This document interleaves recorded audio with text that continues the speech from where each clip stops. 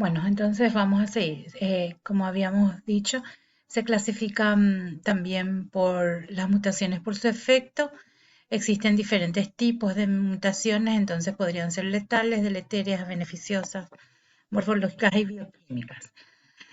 Luego vamos a hablar de lo que son las reorganizaciones cromosómicas. Es un tipo de mutación que afecta al cromosoma de tal forma que se puede visualizar.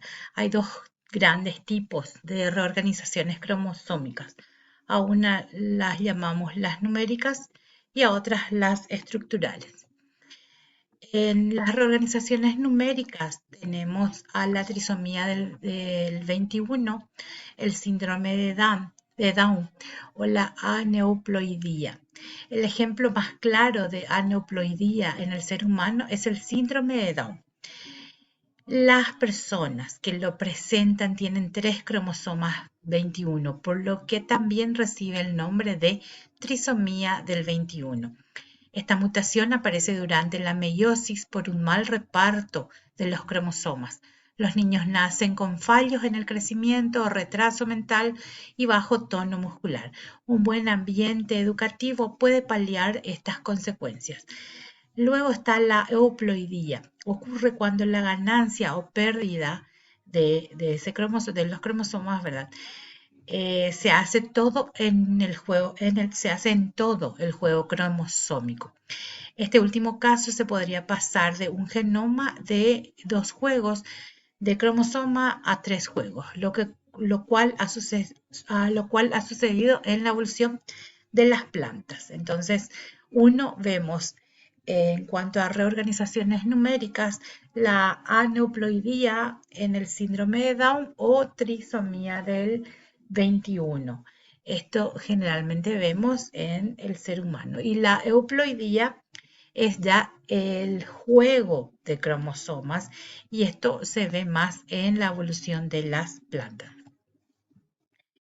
En cuanto a las reorganizaciones cromosómicas estructurales, dice, se encuentran las estructurales, la variedad ya sí es mayor. Están las delecciones, las duplicaciones, las inversiones y las translocaciones. En cuanto a la delección, es la pérdida de un segmento cromosómico de mayor o menor tamaño. Cuando la delección sucede en 2 cromosomas homólogos, el individuo tiende a morir. Aparece en organismos como por ejemplo la mosca del vinagre. En los humanos apenas se da. Lo más conocido en humanos es la delección en el extremo del cromosoma 5 que lleva al síndrome del grito del gato.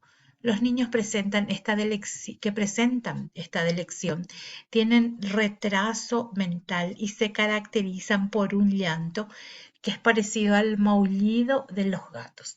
También hay un cáncer que afecta a la retina, el retinoblastoma, que se debe a la pérdida por delección de un gen situado en el cromosoma 13.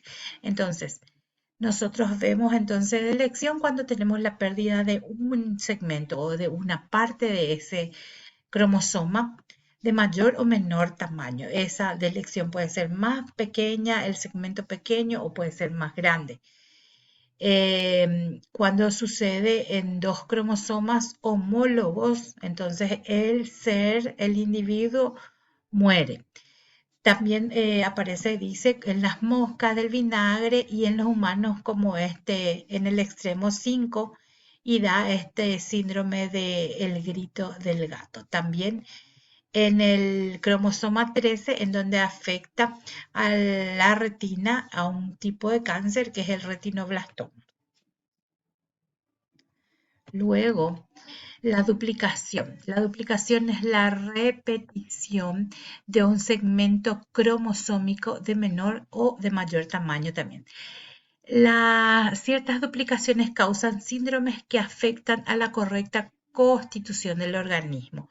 Por ejemplo, en ese punto se habla de la inversión. Luego tenemos la inversión, que es el cambio del sentido de un segmento cromosómico de menor a mayor tamaño. Imaginémonos un segmento ABCD, dice. Y tras la inversión, entonces podríamos tener el segmento ABCD. Entonces, cambiado. A esto se le llama la traslocación. Uno es la inversión y otro es traslocación, cambiar de lugar. Luego, la traslocación es el cambio de un segmento de ADN desde una posición original a otra final. Puede ser recíproca, es decir, que se produzca en el intercambio de segmentos. Esto tiende a suceder entre distintos cromosomas. Así, por ejemplo, el segmento A del cromosoma podría ir al cromosoma 3 del cromosoma 3 al 9, mientras que el otro segmento B haría el camino inverso. Esta mutación entonces aparece frecuentemente en las células cancerosas. Entonces, ¿cómo se dice? La mutación de la traslocación nosotros vemos frecuentemente en células cancerosas. Luego tenemos lo que son las enfermedades hereditarias. Las enfermedades hereditarias entonces son aquellas que en conjunto de enfermedades genéticas cuya característica principal es la supervivencia de generación en generación, transmitiéndose de padres a hijos y así sucesivamente. Las más comunes son la diabetes, la miopía y el asma, entonces más comunes enfermedades hereditarias. Se pueden clasificar en enfermedades monogénicas, en autosómicas dominantes y ligadas al cromosoma X. Entonces, en cuanto a las ligadas al cromosoma X, las enfermedades pueden ser transmitidas a su vez de forma dominante o recesiva. Cuando hablamos de monogénicas, se caracterizan por estar causadas por mutaciones, ya sean de lecciones, de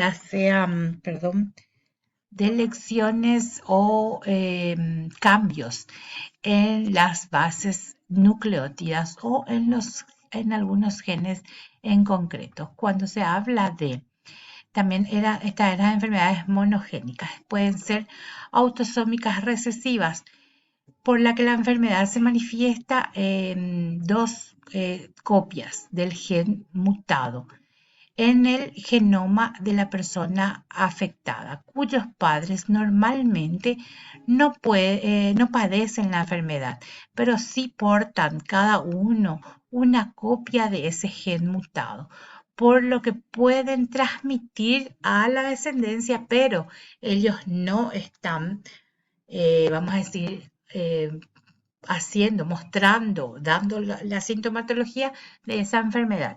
Y la autosómica dominante solo necesitan una copia mutada del gen para que la persona esté afectada por una enfermedad autosómica dominante. Entonces, esto en cuanto a enfermedades hereditarias. Acá tenemos entonces haciendo una síntesis, las cromosómicas, como habíamos dicho, las monogénicas, las multifactoriales o herencia compleja y de herencia mitocondrial. Cuando hablamos de cromosómicas, alteraciones en el número estructural de los cromosomas, la mayoría de las anomalías cromosómicas no son heredables, por lo que suelen afectar a un individuo de la familia. Por ejemplo, acá están las alteraciones numéricas, falta o exceso de cromosomas individuales, alteraciones estructurales, exceso o deficiencia de genes de un segmento. Cuando hablo de monogénicas, causadas por la mutación o la alteración de la secuencia del ADN de un solo gen. Es un patrón de herencia establecido. Hay una herencia autosómica dominante y una herencia autosómica recesiva. Y esto es la herencia ligada a los cromosomas sexuales. Cuando hablo de multifactoriales o herencia compleja, que pueden estar causadas por la contribución tanto de los factores genéticos como así de los ambientales. Acá no hay un patrón, dice sin patrón de herencia establecido. Y de herencia mitocondrial causadas por alteraciones del material genético mitocondrial y las mitocondrias se heredan del progenitor materno. Bueno, para terminar, entonces, dice normalmente este tipo de enfermedades se da con más frecuencia en mujeres cuando yo estoy hablando de la parte de la herencia ligada al sexo. Se da más en mujeres, dado que pueden heredar el alelo mutado tanto del padre como de la madre afectado. El patrón de herencia ligada al cromosoma X dominante, cuando la madre está afectada, entonces es de azul. Acá ella tiene el gen afectado. Entonces pueden dar, como se dan cuenta, parte de su progenie va a ser, 50% va a ser enfermo, independientemente del sexo, y 50% va a ser sano.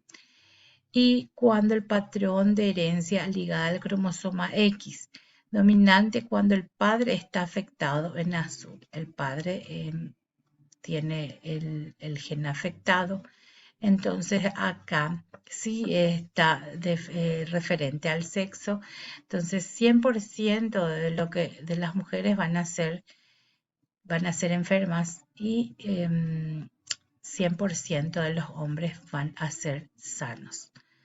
Entonces, gente, esto es todo por hoy.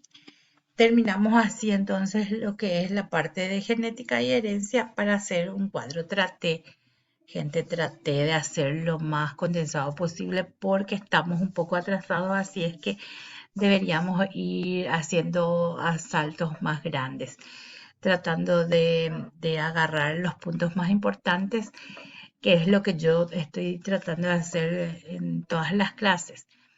Bueno, entonces cualquier consulta, yo quiero que ustedes me escriban así como me escribieron aquella vez, y si quieren preguntar, si quieren hacer alguna clase, entonces me escriben y organizamos. Buenas noches, chicos, hasta el siguiente lunes.